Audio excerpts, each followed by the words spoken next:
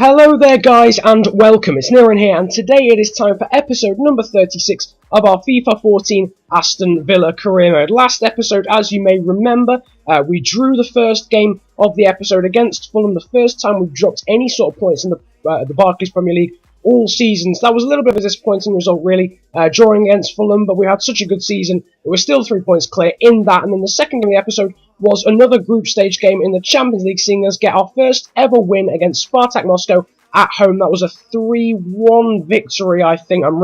My memory is horrific. But anyway, as you can see in the background, we've got a scout report actually. As you can see, Alexander Dragovic looks like quite an interesting centre back. We already have a pretty decent plethora of centre backs. I'm not sure if that's a word. Is it a word?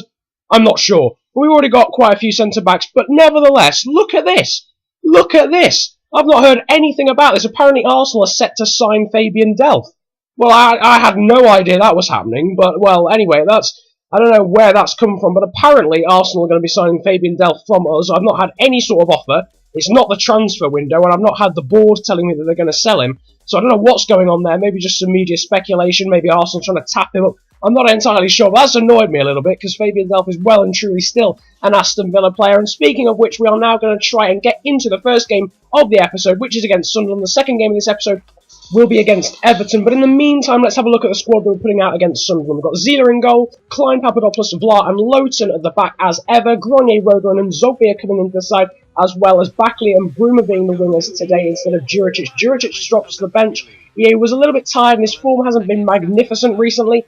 So I've decided to bench him, and Bruma and Backley, the old guard from last season, will be taking over in replacement of him. But in the first 5 minutes, Grenier was set away by Backley and his shot was saved well by Kieran Westwood and blasted wide, but from the resulting corner, it's as easy as that. Grenier puts it in, Benteke scores, and yeah, Grenier just puts it into the box. Benteke nods it past Kieran Westwood. Nothing the Irish, goalkeeper, I think he's Irish. Anyway, there's nothing the Irish goalkeeper, or the goalkeeper in general, could do about that. It's a shame because Sunderland actually went on to have a very good game, really. They were unlucky to concede. Backley there as well, set through 10 minutes later, but he couldn't get his shot away. Good challenge, and then Sunderland came into the game. Great save there from Zila from Mame Biram. Juice shot, and 6 minutes later, Delph puts it into the box. I think Bruma maybe, one of the two. Great header there from Benteke, but this time the save from Kieran Westwood. It wasn't Zogbia, and Zogbia then picked the ball up, ran past the defender with great agility and ball control, then cuts inside, tries to play it to Benteke, but the shot is blocked, and Westwood smothers it. So he had a bit of a chance there, but then right into the second half, great challenge there from Nathaniel Klein. Literally, the first action of the first half, they literally went straight forward and did that.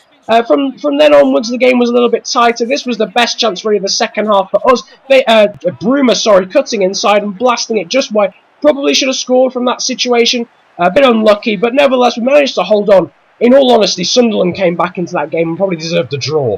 I'm not going to lie, they probably deserved a draw out of that second half performance. They really came back into the game, but nevertheless, man of the match went to Christian Benteke, with scoring the only goal of the game with an 8.1 rating. Good ratings as well for Grenier, of course, getting that assist. Nathaniel Klein and Kyriakos Papadopoulos with Zogbia getting a 7.9 as well.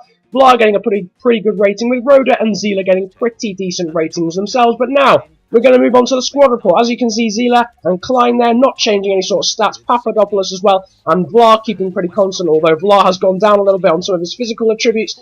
Grenier now up to an 83. Look at those technical stats. They are beautiful, green and dark green, effectively everywhere. Roder and Delph also at one stat. Backley now up to 78.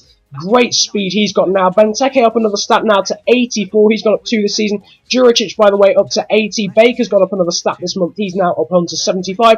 Bruma and Bonghall staying pretty constant, as well as Kieran Clark. Really, Kieran Clark and Bonghall could find themselves out of the door, really, in January, to be quite honest. And Zogbia, I'm not decided. I'll probably keep hold of him. He's quite a useful player, really. Maya, Ignatovic and Longo also up a stat so far this season. Dwyer up 2. Romagnoli's gone up a stat this season. The Roma loanee.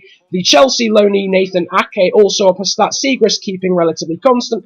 Bakuna up 1. Lacazette, the newest signing, not changing. That's understandable. He's only just signed, for crying out loud. Gary Garner up 2 stats so far this season, up to 74. And then the rest of the young players there. Johnson up 2, Bennett up 2, Grealish now up 2 as well, and Jordan Graham up to now 2. But now we're going to move on to the second game of this episode. My cat has I just don't. Anyway, that's not the point. That is not even close to being the point. The point is, there's a huge amount of fatigue going into this game. An absolutely massive amount. The whole back four's tired. Grenier has just had to be replaced. Loughton's going to have to be replaced as well. Nathan Baker coming into the side. Juricic and Lacazette coming in. Here's the full squad though. Zila, Klein, Papadopoulos, Vlaar and Baker at the back with Meyer coming in. Delph coming in as well. Roda keeping his place. But Lacazette and Juricic replacing Bakley and Bruma with the ever-present Benteke up front there.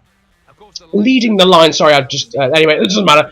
Just leading the line there. We're at Goodison Park. We're away from home. It looks as if it's going to be a relatively tricky game. Everton a very good side, but we had the first chance of the game. Max Meyer and Benteke combining well. Meyer putting it over the top for Benteke, but his shot is saved by Tim Howard. Some slack defending means Meyer gets the shot away though on the finesse, but it's an easy save for the American Tim Howard. But then 20 minutes later, Juricic cuts inside, making an instant impact. The save from Howard, but it's converted by Fabian Delph, getting his head on it before Leighton Baines, the left back, can do anything about it, and giving us the lead on the 26th minute. Another rebound goal to add to the massive collection of rebound goals we've seen this season. And Delph there just nodding it past Tim Howard. Nothing he could do really. May have reacted a little bit better, but 10 minutes later, and Everton were quite close, in all honesty. I was really quite shocked that Fellaini didn't even get his head on that. I don't know how our defender managed to get there before Fellaini with all the heading ability he has. But then a little bit later, Juricic cutting inside and forcing a great save there from Tim Howard. That was a brilliant strike from the Serbian. From the cross in, though, he couldn't find the defender, and it was promptly cleared away. And despite me clearly pressing A, Papadopoulos decided to just chest it down, and Everton started the counter-attack. Nikita Jelavic giving it to Fellaini. He would receive the ball back despite my best efforts, and now Jelavic closed down by Papadopoulos, and Baker, he gets the ball into the box, and what a finish that is. You know, I can't argue with the fact that that is an absolutely magnificent finish. I'm not asking anything from Zila, because that bicycle kick from Fellaini is magnificent. There's nothing he could do, but it all stems from me trying to pass the ball with Papadopoulos and the game just purely saying, no, you're not going to. But 10 minutes later, Benteke was fed through, clean through, great save from Howard, and of all people, Matthew Loughton is there to convert the chance, and just literally, he's literally the least likely player to find himself on the end of yet another rebound. It was some great play. I think one of the midfielders setting through Benteke, we'll see who it doesn't come up on the replay. It was a great ball. Benteke showing off his strength as well, getting to it before any other defenders. And well then, Grenier putting the icing on the cake just 5 minutes later into injury time. And honestly, that was such a good strike. Roda there winning the ball after it was cleared away, gives it to Grenier. He's in a bit of space, one touch, and bam, right into the bottom corner there. A great long shot. It has to be said from Tom and Grenier. And I know you guys aren't going to be suspicious of me, but I had to show that I don't have the sliders on, because in all honesty, when do I actually ever score any good goals? I know you guys maybe are slightly suspicious of me, but I don't have the sliders on, as you probably know, in all honesty. But yeah, you know, I never score good goals. And speaking of good goals, Everton made it 3-2 literally straight from the kickoff, literally about 10 seconds from the kickoff. And in all honesty, that is a pretty good goal. Brian Oviedo flinging himself at it. What a great cross that is. And what a great cross that was, into the box. But we did manage to hold on, winning the game 3-2. It was a really great game, really exploded into life in the last 20 minutes. Man of the match going to Filip Juricic. Him cutting inside was a regular feature of the game. Great ratings as well from Delph, Roda, Loughton and Vlaar. 7.1 for Baker as well, and Benteke getting a 7.6. Grenier only getting a 7.1 despite that awesome goal there. But straight after the game, I got two messages, two player conversations, one from Westwood and one from Bruma saying they want pay increases. Now, for Bruma, I can sort of understand this. He's been pretty much a stalwart in the squad, really. You know, I don't mind that. I'm cool with that. But Ashley Westwood wants 30 grand a week.